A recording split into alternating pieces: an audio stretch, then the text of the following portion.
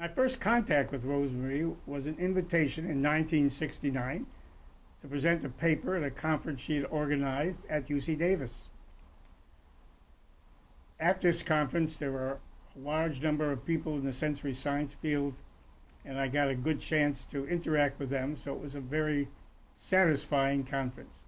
My second contact was an invitation by Rosemary to apply for a professorship in the Consumer Science Department at UC Davis. I did apply, I was accepted, and that began my 23-year career in consumer science at UC Davis. Rosemary was known across Davis and the world as an individual who made major contributions as a mentor to students and as a contributor to sensory science.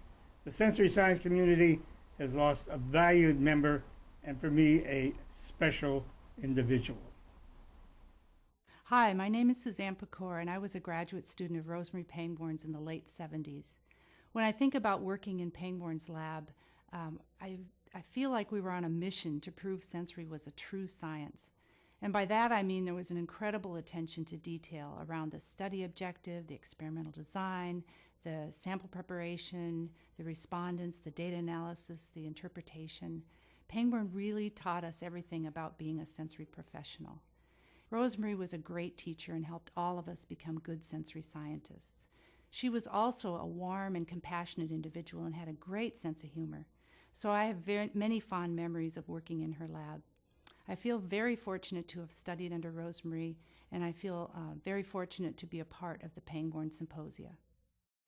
Hello, this is Herb Meiselman, and I wanted to share with you some stories I have about Rosemary. Two things I was thinking of. First is she approached me at Natick to help with the support of a graduate student who was Jean-Xavier Guinard. And for the next couple of years, I in fact worked with them on some research which was published. And it was interesting to me that she never sought money for herself, but for her students. Some years later, when she was terminally ill, I visited her in Davis, started out asking her about her health, and she didn't want to talk about that. She wanted to talk about professional things. And we spent the next hour updating what was going on in the field with topics and people, and that was the last time I saw her. So that's the way I remember Rosemary Pangborn. Hi, I'm Becky Blybaum. I met Rosemary Pangborn in 1981 while I was a student at UC Davis. I was also one of her lab assistants, and she got me my first internship at Tragon Corporation. I have a lot of great memories of Rosemary Pangborn, but one of the things that stands out to me, what she was best at, is networking people together. She would have business professionals come into the classroom and tell us about their research. She had international visitors on a regular basis. At the end of the year, she would always send out a letter of all of the students that she'd had before that were working in sensory evaluation, and she would send that letter to everyone. So we immediately had a network of other professionals that we could reach out to and get advice from, or at least have some contacts in the industry. I think this conference is a reflection of her ability to do that networking and to really make those connections to everyone on a global basis. So I'm very happy to be part of this conference. Rosemary Pangborn was a mentor, a colleague, and a friend, and she will always be a source of inspiration for me. Well, Rosemary and I used to communicate by letters back before the days of email. And I just went through my files and I found one letter that I think really captures Rosemary's lifelong dedication to training students. The letter is a response to my request about prospects for new sensory scientists. It's dated September 9th, 1987, 3 years before she passed away.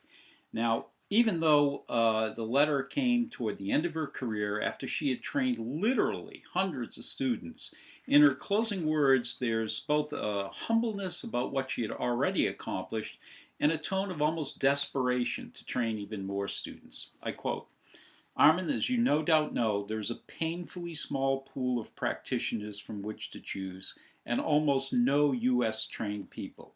but we have a strong training program here at UC Davis and could train more if only we could get the word out. Well, I think it's clear to all of us that Rosemary got the word out. Enjoy the symposium because it stands as a living reminder of Rosemary's dedication to advancing our field and to training young sensory practitioners. I remember Rosemary Pangborn when I first met her in 1970 in Washington, D.C. at SOS 70, IUFOST, Save Our Society. Rosemary and I were both working on the sense of taste and the influence of viscosity. She was kind enough to invite me to the laboratories at the University of California in Davis, where I went November 1971. It's more than 40 years ago, 41 years ago almost 42.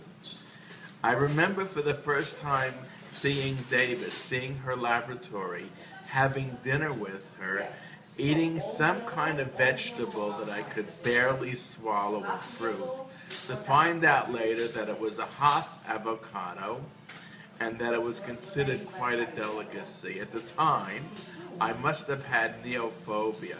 I was 27 or 28 years old and had never really been West. Besides the wonderful opportunity to talk with Rosemary, Jack, her late husband, her students, Zizi Masagi, and others, I remember singing to myself, wish they all could be California girls, on the way to Davis, on the way back. It's these types of memories of Rosemary, of one's first visit to California, of an entirely new world, that stay with me 4 decades later and give me joy as I share them with you. Thank you. I first met Mrs. Rosemary Pangborn in November 1960.